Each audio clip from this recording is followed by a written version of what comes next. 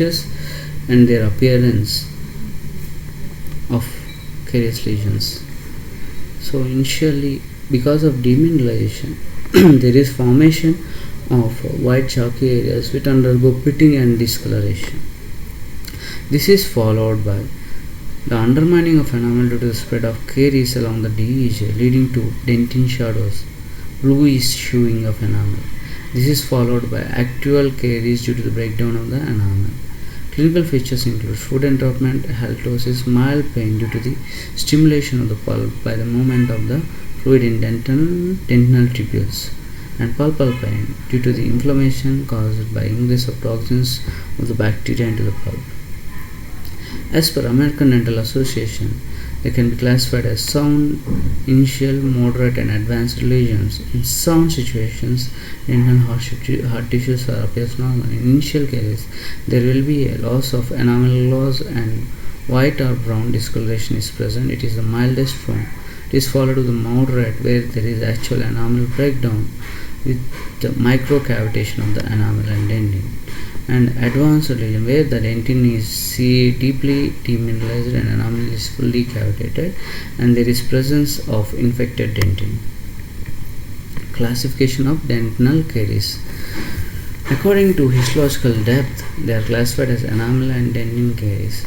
According to extent, they are classified as incipient and cavitated lesions. According to direction, they are classified as forward and backward caries. According to rate, they are classified as acute and chronic caries. According to location, they are divided into primary and secondary caries. In primary caries, again, there are three types: pit and fissure, smooth surface caries, and root surface caries. Enamel caries.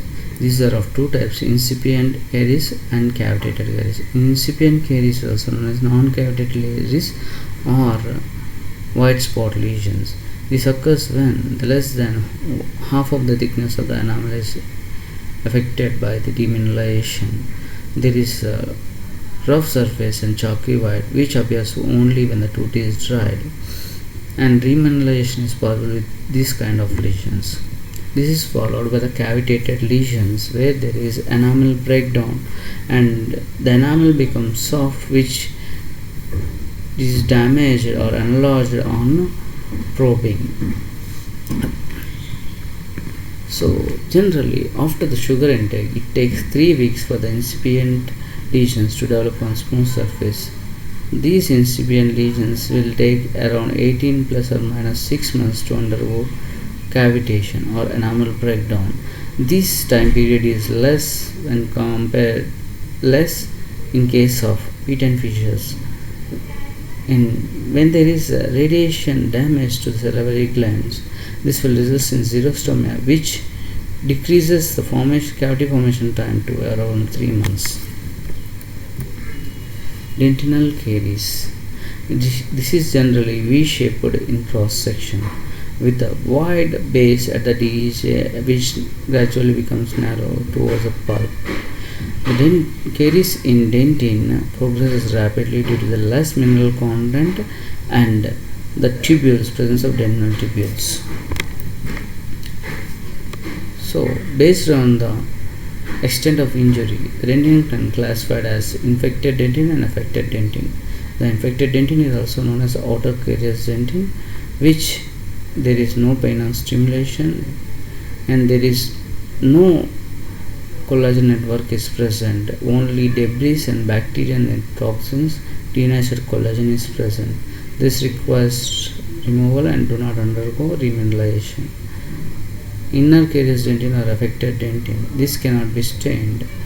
There is intact collagen fibers is present. This occurs due to the stimulation of the pulp by the toxins. There is pain on stimulation of the dentin. This can remineralize and do not require any removal.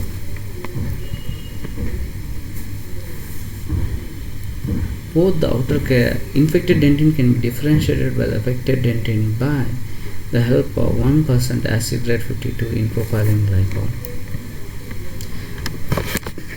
To the advancing carious lesions, pulp can react in 3 different ways.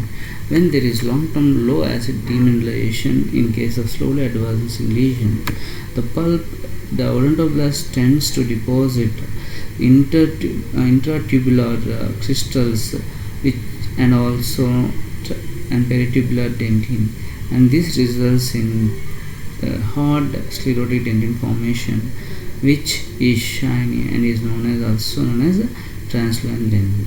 This prevents the further ingress of the toxins into the dentin. So whenever the moderate intensity attack occurs, the pulp gets stimulated by this attack, and the odontoblasts that are dead by the infected dentin are replaced by the undifferentiated mesenchymal stem cells. These undifferentiated mesenchymal stem cells, when migrated towards the area of injury, they lead to formation of reactionary dentin after they differentiate into odontoblasts, and this type of dentin is known as reactionary dentin. When there is rapidly advancing carious lesions and high levels of acids, there is localized infection of the pulp leading to inflammation, which decreases blood supply to the pulp, leading to necrosis, localized necrosis. This is the cyclical phenomenon as the pulp is closed chamber, and the sequence of events continues until the entire pulp gets necrosed. The caries can also be classified as forward and backward caries. In forward caries, the caries cone in enamel is larger or same size as that of the caries cone in dentin. Whereas in backward caries, the caries cone in enamel is larger than that of the caries cone in dentin, and whenever the caries cone enlarged in dentin than that of the enamel, it tends to get back into the enamel, and so it is known as backward caries. Hidden caries. In certain situations, in unerupted teeth, there is an unusual intracoronal radiolucencies that are detected by chance. There is absolutely no clinical symptom of discoloration or cavitation, but there is a large carious lesions within the dentin where the enamel is intact. Such type of caries is known as pre-eruptive caries and or occult caries or hidden caries. There is no histopathological microbiologic evidence to support this hypothesis, so it is also known as pre-eruptive intracoronal resorption. And this is the radiograph showing the intact enamel wherever there is caries in dentin, and clinical picture showing no discoloration or pitting.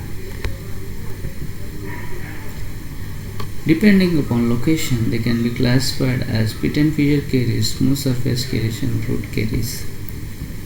In pit and fissure caries, generally the cross section is inverted V. The caries starts at the lateral walls of the pit and fissures, so it is known as wall lesions.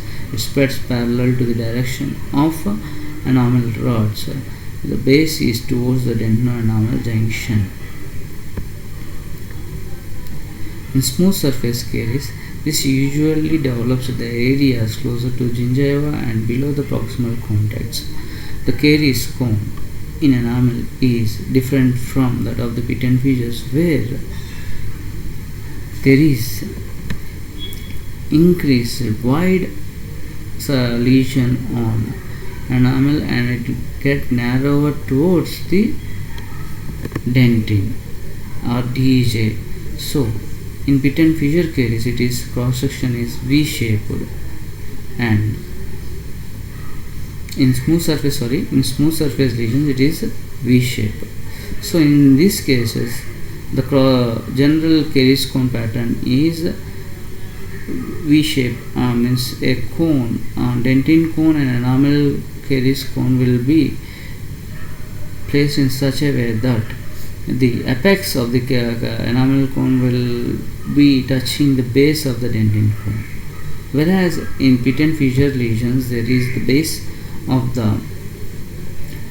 the enamel cone will be facing the base of the dentin cone.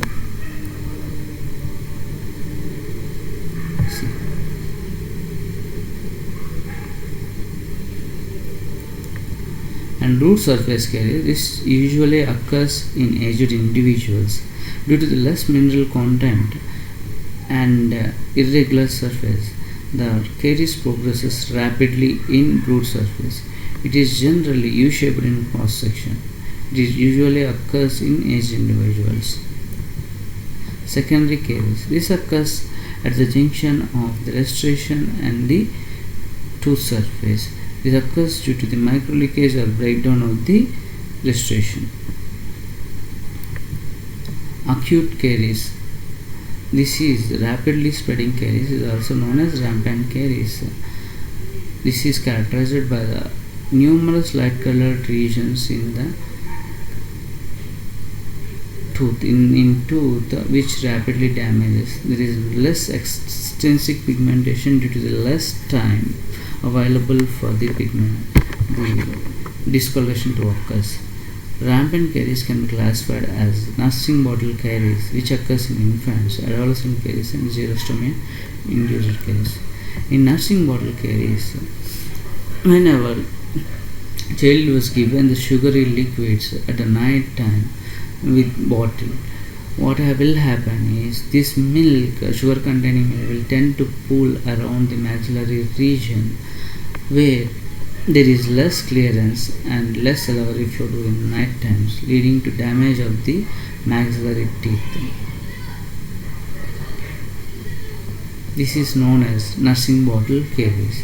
And similarly, when this lesion similarly occurs in early adulthood, about 13 to 14 years age children, whenever they go to bed by placing chocolates or biscuits in their mouth, and it is known as adolescent rampant caries, and this occurs due to the psychological stress. So other type of rampant caries is radiation induced caries. The radiation induced in radiation or post radiation situation, salivary glands gets damaged and leading to less salivary flow, which in turn leads to xerostomia. And at the same time, what will happen is, due to the radiation, the odontoblasts present in the cervical regions tend to damage, leading to formation of lesions at the cervical region around the regions in the cervical region of the tooth, which encircles entire the tooth and leads to entire tooth amputation. So there are three types of radiation caries. There are type 1, type 2 and type 3. In type 1, there is circumferential decay of the tooth and causing crown amputation. In type 2, there is demineralization on all the dental surfaces and generalized erosion and incisal of occlusal and incisal surfaces. In type 3 also, it is least common pattern, only seen as color changes in dentin. Crown becomes dark brown, black color, and occlusal and incisal wear occurs. Chronic caries, it is also known as arrested caries.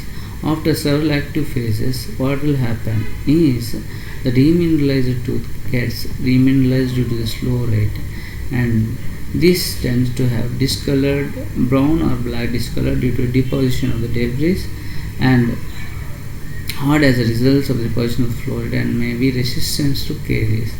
It is the dental lesion is open and hard, and this is termed as eburnated dentin. So depending upon the caries activity, they are classified as inactive caries and active caries. In inactive caries, what will happen? The plaque is, the lesion is not in plaque stagnant areas. That means when there is a gap or when it is cleared by the toothbrushing or something, or oral prophylaxis, there is less chance of plaque formation.